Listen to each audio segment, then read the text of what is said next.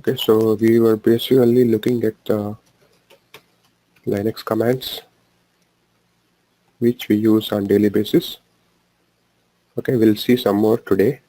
Anybody tried installing Git, Vagrant and Oracle Virtual Manager? I have tried Vagrant, but after installing VM, it is asking for username and password, but it is not accepting the one which is shown at the time of installation.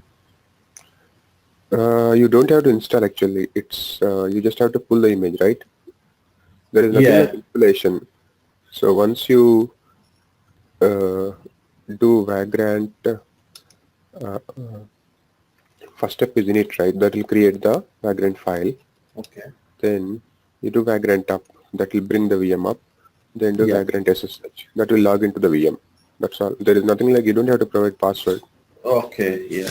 Like I have opened in VMware, so Ah, okay, okay, okay. Yes, it should work. I mean, you don't have to do the installation. It's like pre-installed image. You just have to bring up the VM. okay. Okay. Have you enabled the virtualization on your laptop? Yes, I am enabled here. Okay, okay, fine. Okay, let us see that towards the end of the class. So there are some more basic commands. So let us say I want to open a file and see the contents. What is the command? VI. Yeah, so cat or vi. So let us say take cat and the file name will basically open the file and show the contents of the file, right? So let us say I want to see only first 10 lines.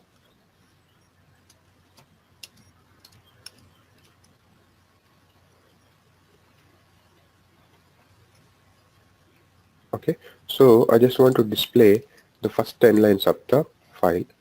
What is the command? So the command is head -10 and the file name, right?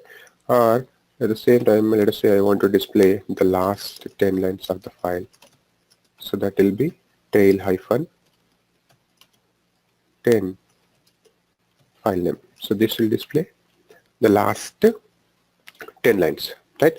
So let us say, so what is the file that will show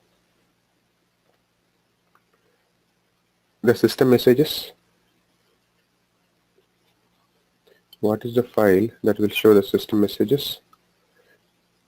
If you want to debug, where are the logs stored? Varlog. So it's varlog or syslog, right? So let us take this file and let us see if I have this file, varlog messages. Okay, this is the file. So let me see. I want to display the first 10 lines. Head -10 varlog messages. So this will display the first 10 lines, right? These are the first 10 lines of the file. Or let us say if I want to display the last 10 lines.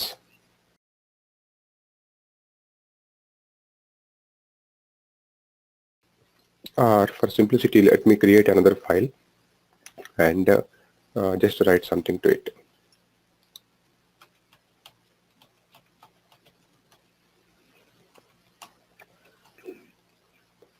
Okay, I've just written something. So if I open the file, I have this contents. Now if I say head -10 file, it will display the first 10 lines, right? The same way, if I say tail -10 and the file name, it will display the last 10 lines. So from 13 to 4. These are the 10 lines. This is 1 to 10. So head basically will display first n number of lines. Here 10 being n.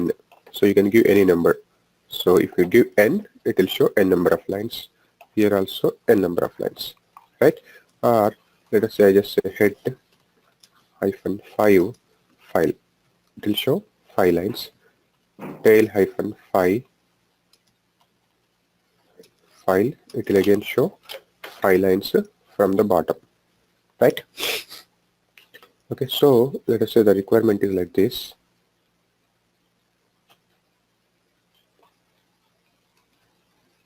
I have a file that has 100 lines.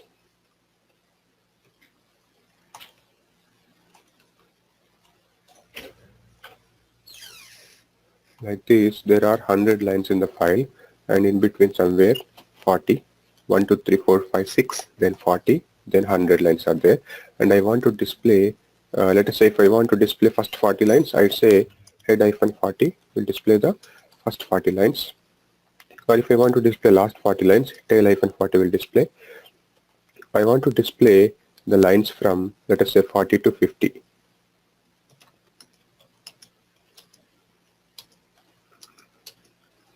Can we display using any command? First we'll do head and then tail. Right, using the combination of two commands, we can use head and tail with one combination that will display files from 40 to 50. So before that, we have to see another thing. What is that? So there is something called pipe operator. So this is to, let us say I have one command and I want to redirect the output of that command as input to another command. Let us say I have command 1 and I have command 2. So command 1 gives some output. That output I want to give as input to the second command, so that second command works on the first command's output and it gives another output from the command 1, right? So that is called pipe operator, and this is the symbol. Okay, this is the pipe operator. So let us say I give something like this,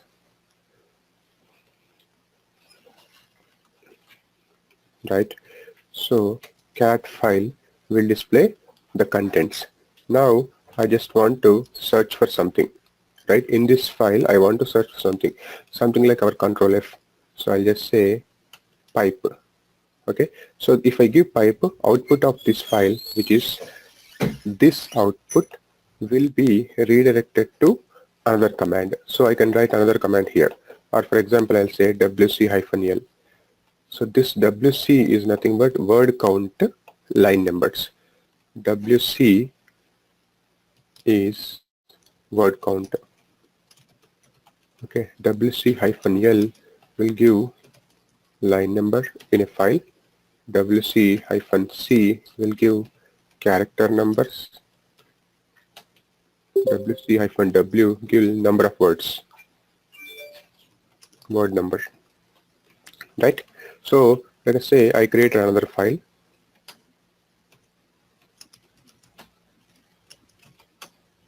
Okay, so I created a file called file123. How many lines are there in that? I can simply say wc-l. So there are 3 lines. There is one empty line as well. So it is giving 3 lines. Now how many characters are there? wc-c. And how many words are there? wc-w.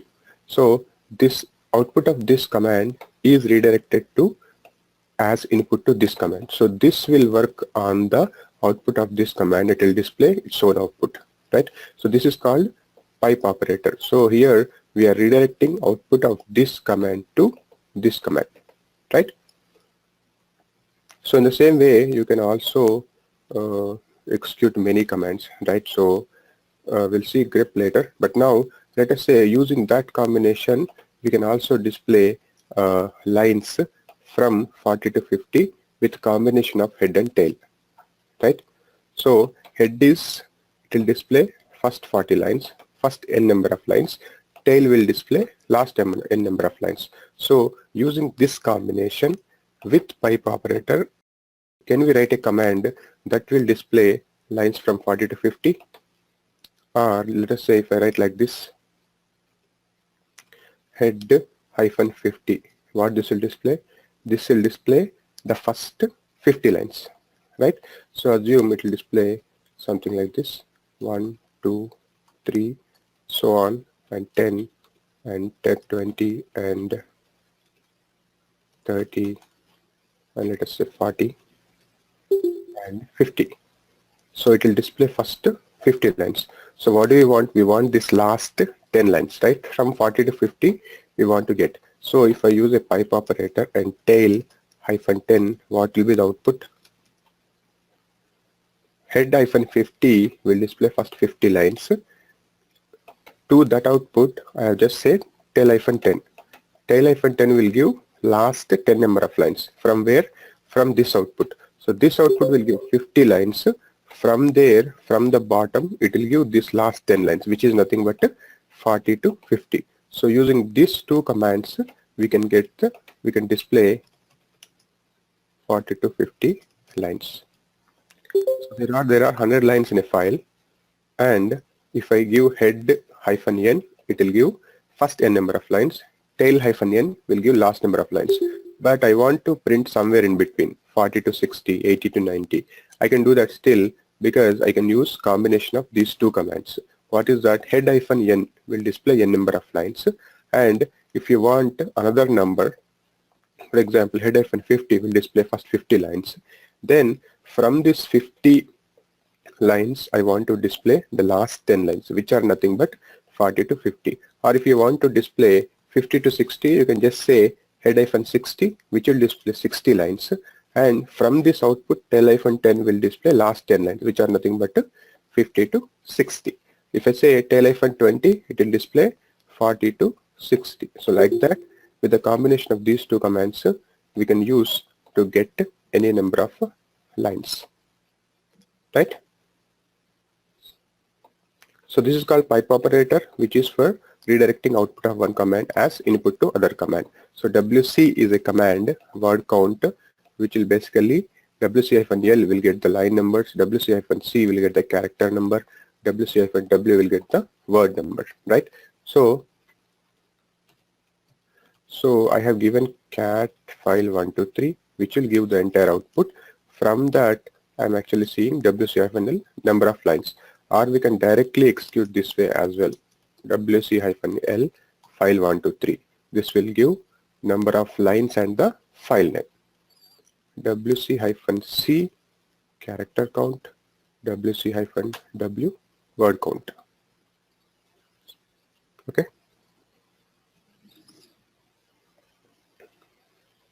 So let us say I have one very big file and I want to search something inside it, right, on a Linux machine.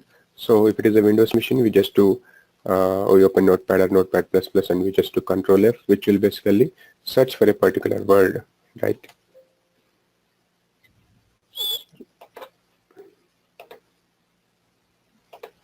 Right. So it will basically find a word. If I do find next, it will go to the next occurrence, right? Okay. So basically you want to search for a particular pattern or particular word or pattern, right?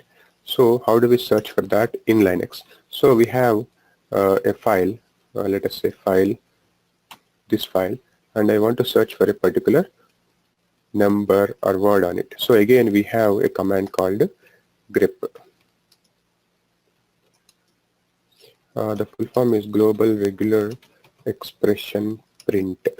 Okay, so this searches, right? So basically, let us say file 123, and again pipe operator. So this file, I'll be redirecting it to another command. So I'm just opening this entire file and I'm searching for a particular word in it. So I'll just say grep1. Okay, there is no one in it. Let me search for file. So this will give the lines which contain one in their output, right? So cat file has a lot of content, but I want to search for one. So the line numbers which contain one, or let us say I want to search for 2. So this will give output which contains 2 or 12 or 1, 10, 11, 12. So because here 1 is there in the content. Okay. So let us say I'll open cat file 123 and I want to search for BC. Okay. So this will give the lines which contain BC, right? Something like this is a search, right? Or let me open the file again. and I'll write something else. Capital ABC, small ABC, DEF, capital DEF, 1, 2, 3, 4, 5, 6. Okay, I'll write something. Then if I open the file, cat file 1, 2, 3, this is the content. Now I want to search for ABC. If I just do grep ABC, I'll get ABC in their content, right? So this is case sensitive, right? I have capital ABC, I have small ABC, but when I search, it is only giving the small ABC, right? So I don't want to care about the case. I just want to print both. So I don't care whether it is small ABC or capital ABC. So basically ignore the case. So -I is for ignoring the case. So I just first search for small ABC, but it is also displaying capital ABC and small ABC. So this is called grep-I, which is case insensitive search, or we can say ignore the case, lowercase or uppercase, I don't care. Just give me the output. Or I can search like this.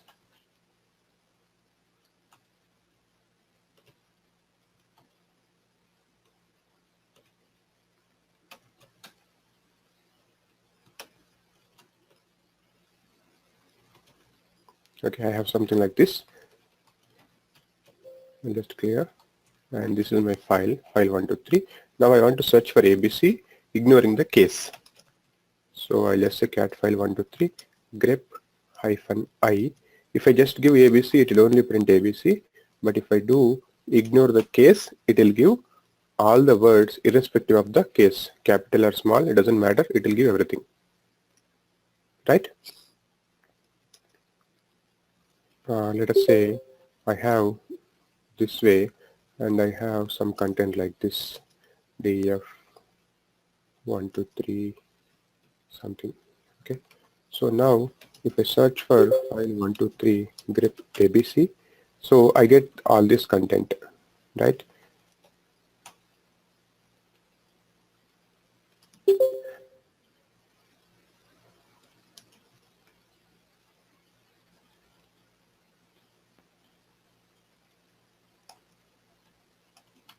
This is for searching for a particular word, in the sense, okay, let me tell you like this.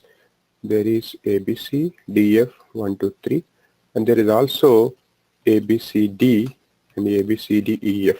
So these are also words. So if I search for ABC,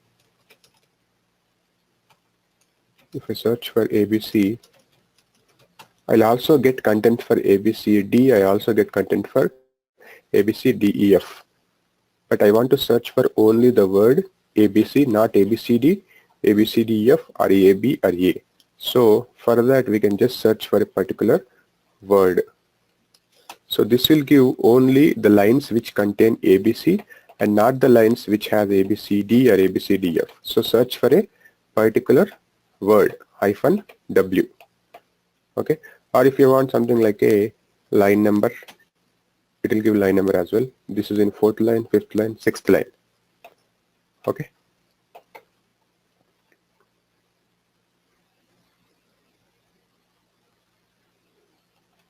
Okay, so grep has a lot of options. Grep-I is for ignoring the case. So uppercase or lowercase, it doesn't care, it will simply print. -W will search for a particular word. Grep-N will print number of lines, line number, along with the search. What else we have seen? And there is something like, let us say, this is the file, and I want to search for capital ABC, but I want to print lines, 2 lines below it or 2 lines above it. So the occurrence is ABC. I just want to search for ABC and I want to print 2 lines below the occurrence or 2 lines above the occurrence. So how do we search? grep-A after 2 and ABC. So this should print 2 lines after ABC. So ABC is my occurrence and it has printed these 2 lines after the occurrence. Okay, and if I say capital B2 before the occurrence, so two lines print two lines before ABC. Okay, so this can be anything. Hyphen AN, it will print n number of lines after the occurrence. Hyphen B N ABC, it will print n number of lines before ABC, right? So AN print n number of lines after occurrence. Ref hyphen BN, BN is for the before. Print n number of lines before occurrence. So grep is basically for searching. You can search for a pattern. We'll see there are some other options, but these are the primary options which we use. We ignore the case. We just search for a particular word, or you search for a case insensitive search, a line number if you want to search after the occurrence, before the occurrence. These are all the commands which we use while working on some log files, debugging. Let us say you have you have some problem with respect to some OS and you want to search for something. Let us say at a system you are trying to install some package and the package is not getting installed, and you can search for that particular package directly using grep, right?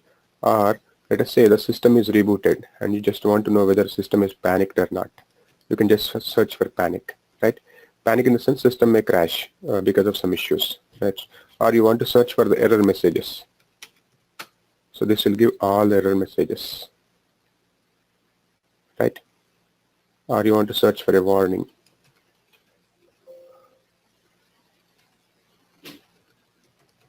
It will give warning. So this way it will be helpful while debugging some problem on the machine, right? And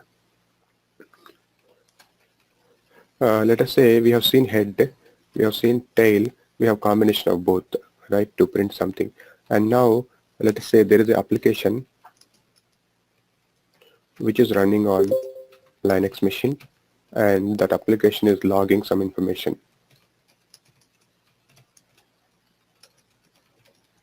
right? So there is a log file which is associated with that application, and that application is continuously logging the information in that log file, and I want to debug that.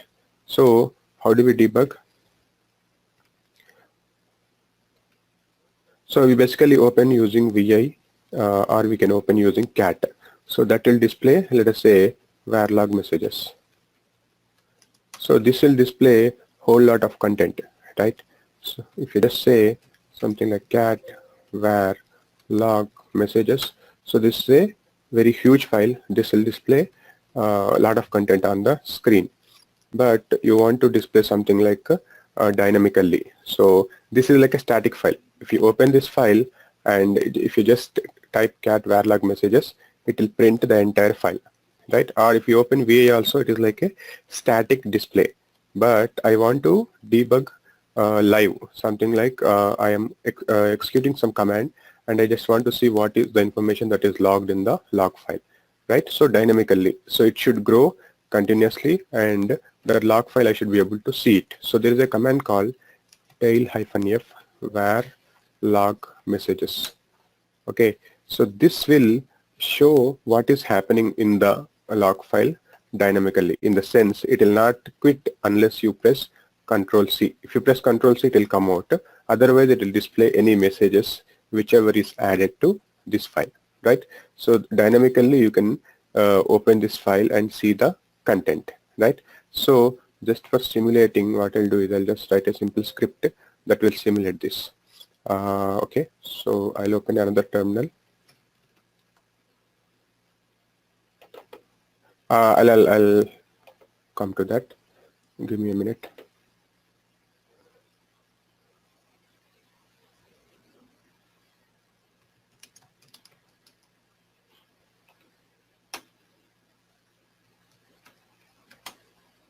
See, I have two terminals of the same machine. This is also same machine. This is also same machine, right? Now I'll just write a simple file, simple script that will simply append a file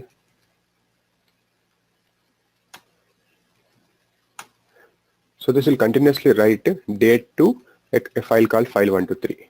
So if I say date, this is just to simulate the application, something like one application. There is application which is continuously writing some data to a log file. Let us say that file is file1234. See this is like, I'll just give a sleep in between.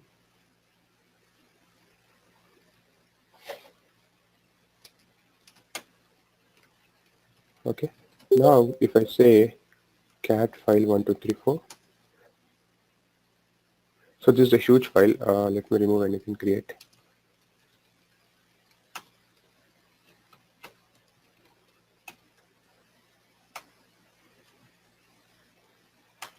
Okay, this will display the static content. It is continuously growing, but it will display till that point of time.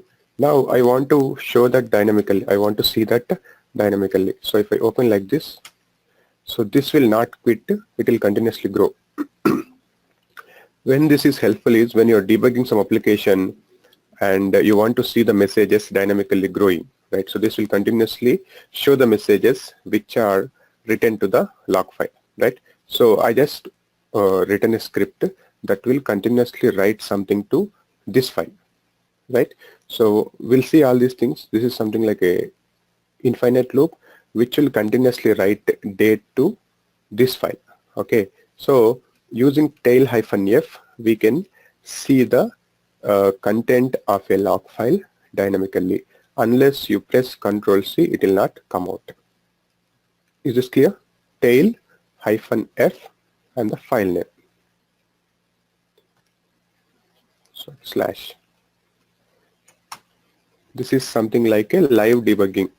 So the tester has reported some problem, and let's say I'm a developer and I'm debugging, and tester has performed a command XYZ on the machine, and that is throwing some error, right? Now I'll also perform XYZ on one terminal, and another terminal I'll open the log file like this, and I can see the content, why it is failing in this terminal using tail-f command. Is this clear?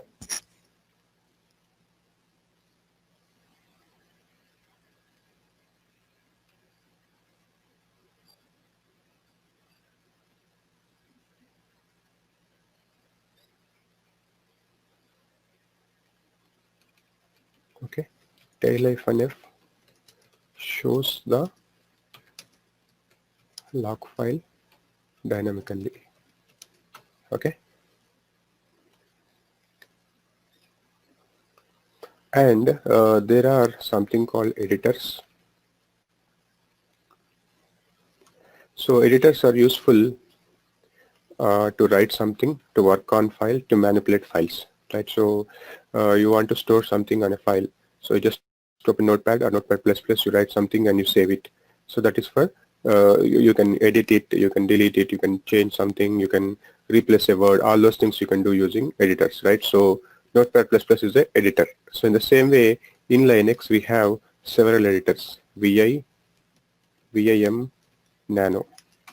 Okay, so these are the primary editors we have in Linux, right? If you want to open a file and write something to it, we open any of these files, right? We can also open cat, that will display entire this thing on the console. But if you want to read something, for readability we can use VI or VIM or Nano. So this is basically, VIM is the improved version of VI. Okay, so Nano is like a recently developed, and it is like useful for the beginners to start, right? So VI and VIM has a lot of commands. So Nano has limited functionality, basically for the beginners to start with. So VI is like, it has also a lot of commands which we can use to copy a line, cut a line, or search for something. So all these things we can using in VI and VIM. So the recommended one is VIM. So if you're a developer, if you're a programmer, so it's always recommended to use VIM, because VIM has something called color syntax.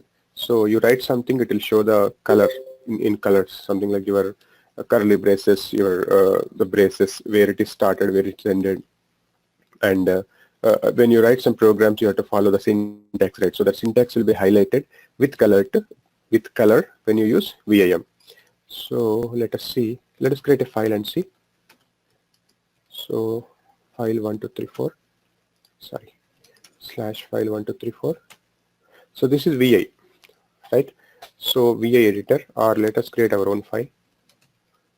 So VI file 8. So this will open a new file. Then I can write something to it, right? So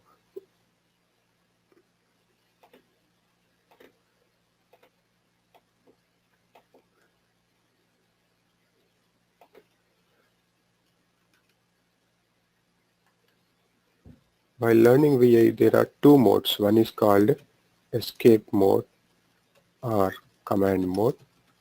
Other is insert mode, right? So to write something into the file, to edit the file, we have to be in insert mode, right? To execute a command on the file, we have to be in escape mode, right? To switch between these two, if you press I from escape mode, if you press I, we'll go to insert mode. And when you are in insert mode, if you press escape, we'll go to escape mode.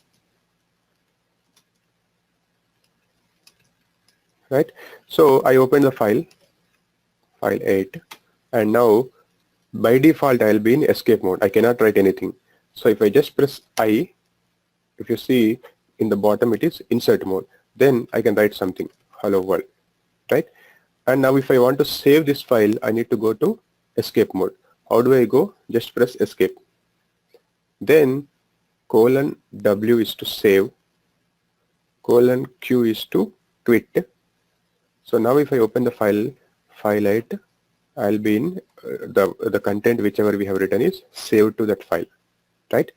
So again, if I open the file, so there is a content, right? Now I want to write something. How do I write? I need to go to insert mode. How do we go to insert mode? Just by pressing I. So I'll go here and just say I. Sorry. I'll be in insert mode. Then I can write something,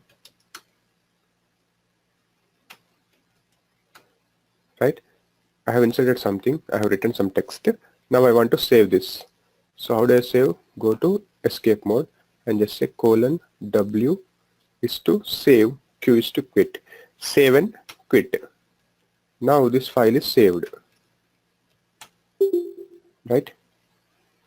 So to write some text into the VI editor, we just open the file, then press I to insert something, then write the text, and then go to escape mode, then save it. So while saving, we have several commands, right? WQ is to save and quit. :W is to just save. It will not come out. WQ will come out by saving. So Q will just quit. Q : will quit without saving.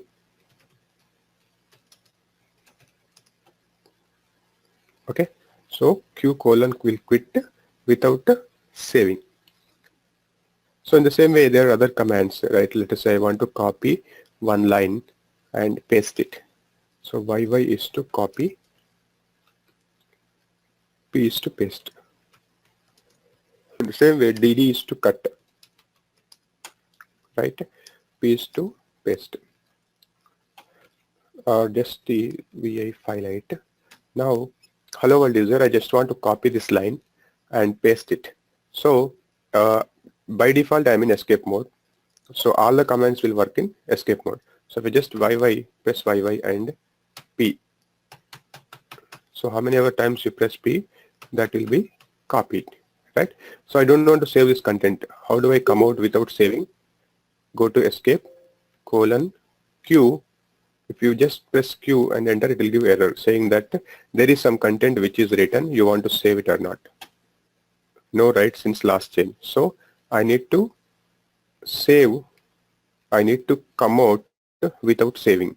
Q exclamation, and that content is not saved. Okay. Or let us say I just want to copy. What is the command to copy? YY. Just press YY on the line. That line will be copied. Then just press P.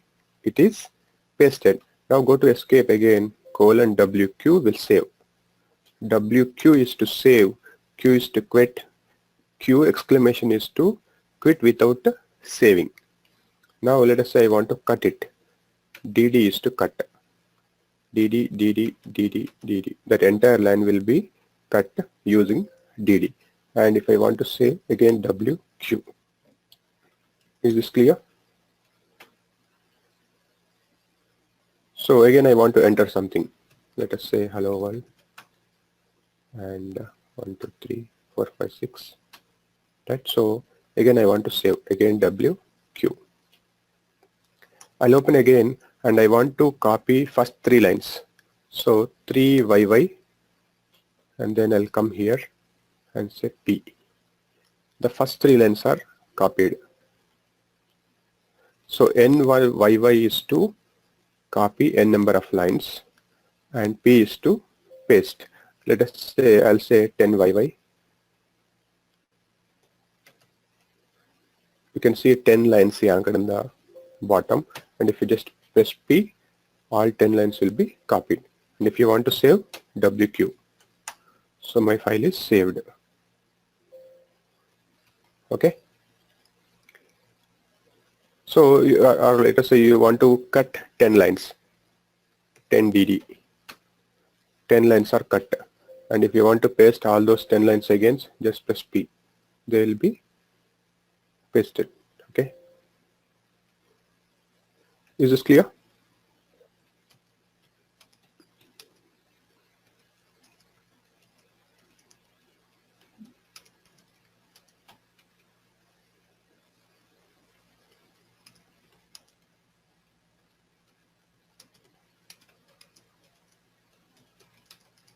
NYY will cut copy n number of lines, NDD will cut n number of lines, and P is to paste. Okay.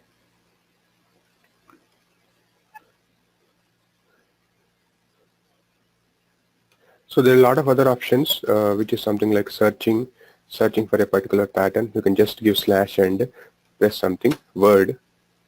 So it will go to the occurrence. If you see the cursor, it is at the world. Now if you just press N, it will go to the next occurrence. Right? And if you just press Shift N, it will go to the previous occurrence. You can also search in VEditor using slash. Just slash hello, it will go to that particular occurrence, hello. Okay. So this is VI, the basic fundamentals of VI. Now let us say I want to work on multiple files.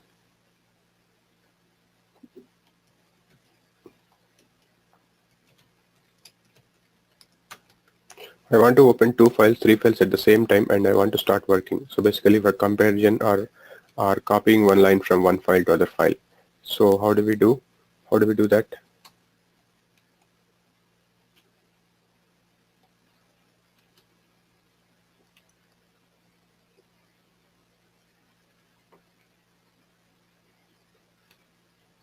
Okay, so let me open 2 files.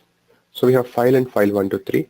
So VIM -o file 1, 2, 3. So this will open 2 files horizontally. If you see, there are 2 files. This is one file, and if you just do Control W, you'll go to the second file. Right? There are 2 files which are open horizontally. Right? Or I want to open vertically. Right? How do you open vertically? VIM -O file 1, 2, 3. This will open 2 files vertically, and you can compare. Right? So VIM -O file 1, file 2 will open 2 files vertically. VIM -O file 1, file 2 will open 2 files horizontally. Okay, so to switch between the files, Control W is the command. Just press Control W, it will switch the files. Okay, so I have file 1, I have file 2, so we just open, and you have to press Q 2 times because there are two files to edit. vim-o file and file 1 to 3 will open two files vertically, and you can do comparison. Something like, let us say I want to copy first 10 lines from this file to another file. So I'll just say 10yy. So I copied 10 lines from first file. Then how do I switch to the second file? Control W, right? And then I just say P. So these 10 lines are copied to the second file, right? Let us say I want to copy the last 10 lines, or let us say these 10 lines from second file to first file. I want to cut 10 DD and then say Control W and then just say P. So these 10 lines are cut and pasted on the first file, and I want to save it. Save first file, then save second file. Now if I open the first file, I have the content, and if I open the second file, what is the file? File 1 to 3. I have the content, right? So this way you can manipulate, work on multiple files using VIM. VIM hyphen small o is to open files vertically, hyphen capital O is to open the files horizontally. If you have 4 files also, you can open using either vertically or horizontally, right? Let us say you're writing something, file.sh, right? So you want to write something.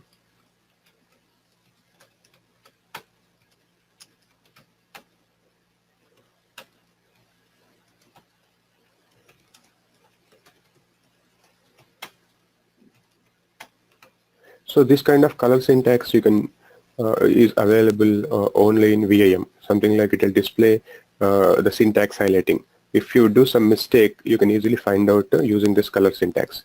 Let us say I did not give what is that? I just missed giving this thing, right? So what is that? Inverted comma here, right?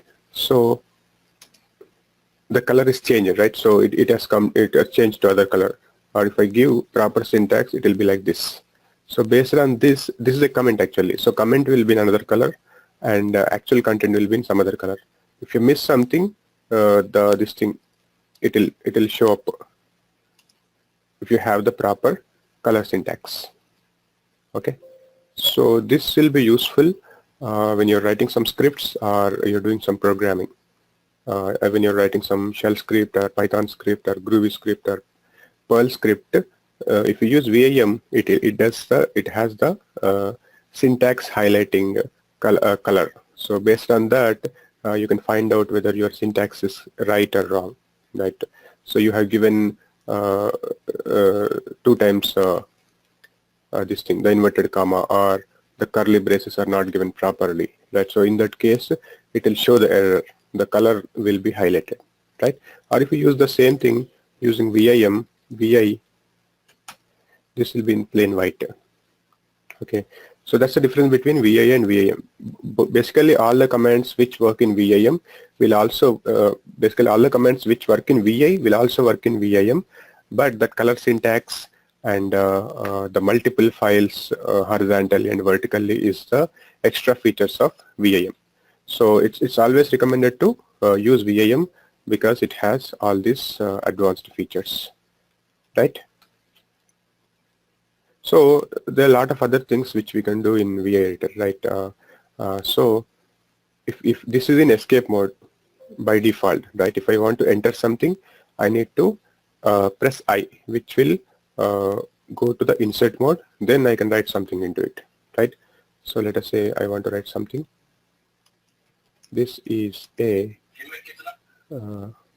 script, right? So if I just commented, the color is changed to something else. Now if I enter it, this is another line, again the color is changed. So like this, the color will be highlighted in VIM, right? And If you want to delete a line, dd. dd is the command that will delete. Or if you want to delete a single character, x is the this thing command. If you just press X in escape mode, it will delete single character, right?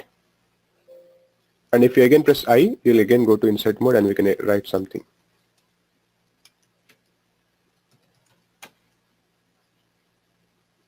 Okay. Is this clear?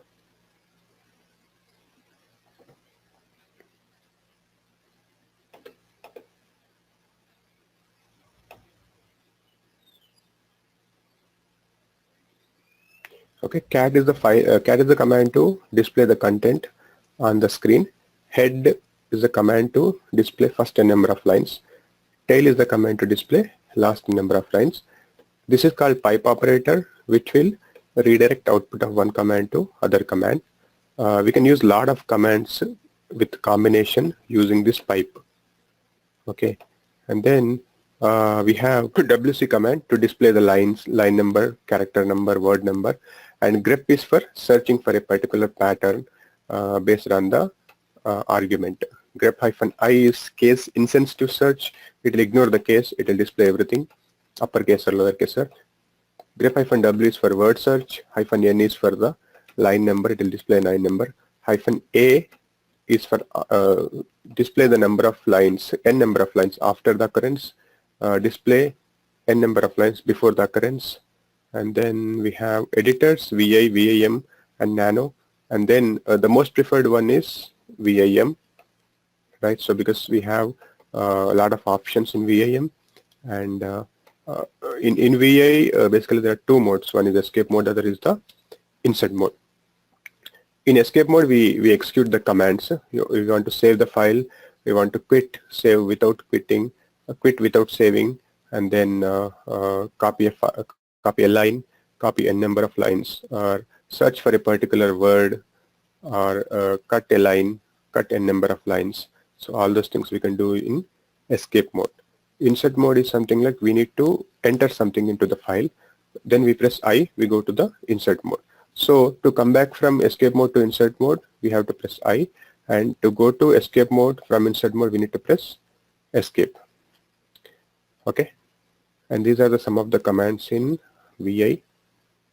And VIM, it has the color syntax highlighting, and it has options like -o and -O, using which we can open the multiple files, we can compare the files, we can manipulate the files, we can copy content from one file to other file. So basically to switch between the files, Control W is the command. Okay, and there is also Nano editor. Sorry, Nano is not there. Let me install.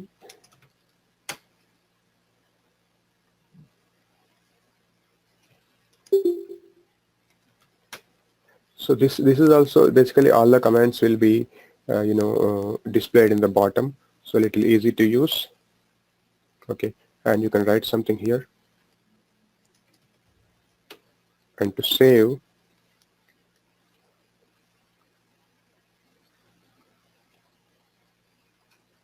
Control X, and it will ask you want to save or modify. If you just press yes, that will be saved. You want to write something and you want to save, so it is like Control X. Control X, and then it will ask you want to save. You just type yes or no and then press enter. So that file will be saved. So it's always recommended to use VIM from the beginning, so that you will be habituated with the commands and the color syntaxes and the basic, how do we use different commands to go to insert mode, to go to command mode, and how do we write the syntax and all that stuff we learn using VIM. So start using VIM, practice using VIM. Initially it will be difficult, but once you get habituated, it's very easy, and it has a lot of features that you can use it. Nano is basically for the beginners, easy to use. VIM has a lot of other features which are basically like color syntax, color highlighting, and multiple files. We can open multiple files, and you can search for a particular pattern, you can replace a file, And a lot of things like, let us say I want to replace the word hello with ABC. So that I can do using VIM, right? So there are other these things, we'll talk about them later, like you can replace occurrences, all those things we'll see later. Okay, so this like the basic VI stuff, wherein you can just try to open the file, write something to it, save it, that you can practice for now. Okay. Is there any project work you also going to assign to us to have some practical experience as well? Yeah, so basically we will see some exercises we are seeing anyway, something like install Vagrant or that I'm giving. And when we start this thing, the actual tools, we'll see one end-to-end flow, wherein once we complete tools like a repository, code repository, or binary repository, or continuous integration server, and then we have some configuration management tools, then we can see one end-to-end flow wherein we integrate all the tools at once and change something, and that will automatically, let us say you change code in some repository, let us say Git, and that change has to be converted to build, and that build has to be copied to the Nexus server. Then that file has to be copied to the end machines. So that we'll do by taking 2 or 3 machines. So that's like a project. So more or less in any company that will be the process, right? You have a source repository, source code repository, then you have a binary repository where you store the binaries or the artifacts. Then you have a configuration management tool which will deploy the binaries to the end machines, right? So that we'll see. You can also practice that, and also other than that, we'll see the configuration of LDAP servers, configuration of NFS server, HTTP, Apache server configuration on different Linux distributions, MySQL configuration, these kind of things we'll see. Any point you cover like Amazon or Azure? No? Amazon we cover, AWS we cover, the basic services. Requesting basic services, okay. S3, IAM, DNS, Okay. VPC, so basically auto scaling and load balancing. So this stuff we'll see. Yeah, migration we are not covering as of now, but basically managing the cloud instances, right? So you have a lot of cloud instances, and you want to manage them using tools like Chef or Puppet or Ansible. So those will be, or you want to set up continuous integration in your cloud. So cloud or in-premise, doesn't matter, right? So basically you have to use the tools, you have to monitor, and you have to set up the environment, infrastructure management, infrastructure as code. So for those things, it will be helpful. After this basics are done, we'll start with Vagrant. Okay. Thank you.